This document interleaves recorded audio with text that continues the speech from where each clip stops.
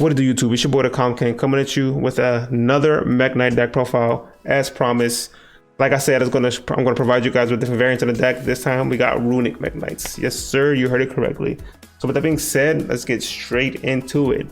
Mekk-Knight engine, always gonna be the same. 3 purples, 3 blues, 3 gear suits, 1 indigo, 1 red, yellow, and the honorary Mekk-Knight, Royal Legacy War Chalice, the one we always draw. That's not gonna change, right? Next for the Runick stuff, right?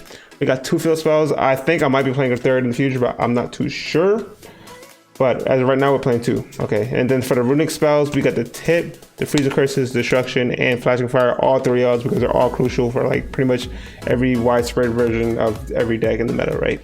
Then we got 2 slumbers. It's the only one that doesn't really interact with your opponent too much outside of its own effect of protecting things from battle / making monsters not being able to attack. That's an okay effect, but it's really just usually just play it for it to have another name, right? Then you got the Run Runick Allure. Pretty crucial card for this variant of this deck. You need to be able to have an option to search a column when you don't have one in hand already. I'm sure you Mekk-Knight players know how that feels. So with Runick, you have that option, right? And we'll get more into that later as the deck profile continues. Next, we have the 3 memories. Yes, sir, the 3 memories. Yeah, Mekk-Knights.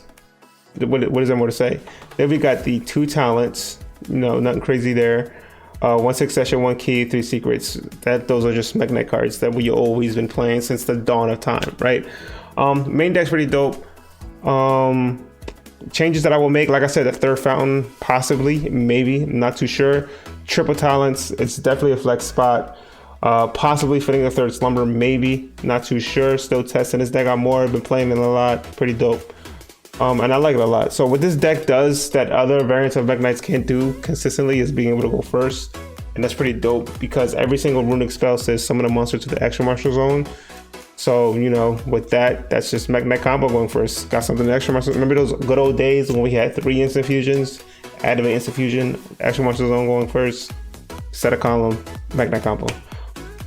Runick spells allow you to do just that. So it's pretty dope. And going second, they're all quick play spell cards. We got spot removal, negation, quick plays. So that's pretty dope. It's not terrible. You just have to navigate appropriately because you do miss your battle phase. That's the scary part. But as long as you play correctly, use your resources correctly, you should be fine, right? Let's go into the extra deck. We got the one, the standard Mekk-Knight lineup, Avermax, Supreme, Morningstar, Lid. That's not really going to change. Then we got the Galatea and the Linkuriboh, not really gonna change. Now to go into the Runick spells, we play 1 Fangs, 2 Huggins, and 1 Munin. I'm not sure if I just butchered that name, but yeah, we played this ratio. I like this ratio a lot.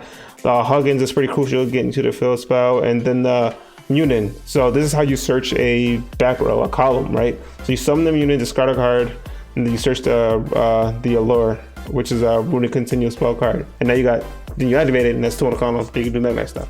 That's pretty dope that you have that option. It makes a lot of Runick hands a lot more comfortable to play with. And plus, having that extra banish on top of what you're already doing is pretty dope.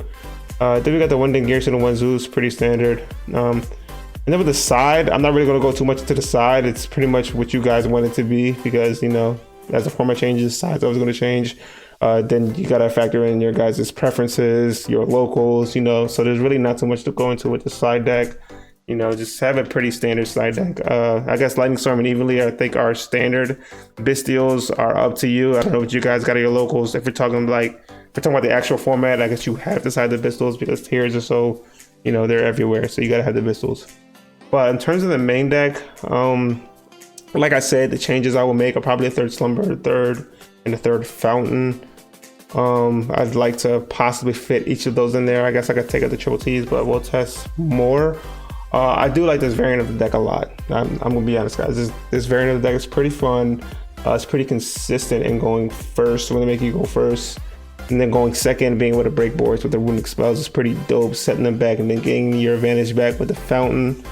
It's just the battle phase thing. You gotta be careful with that. That's all, guys. And then the only thing in the extra deck I would possibly change is to find a way to fit IP to help play around the shifter better. Probably take out the Zeus for that because battle phase is like in this deck, right? So actually I probably would do that. Take out the Zeus for the IP. But yeah, that's the deck, guys. If you got any questions, ask in the comments like I always do. I'll always answer, just like in all my other videos. Got any questions, just hit them down there. Don't forget that like, hit that subscribe, show love to your boy, and take it easy, guys. Just take it easy.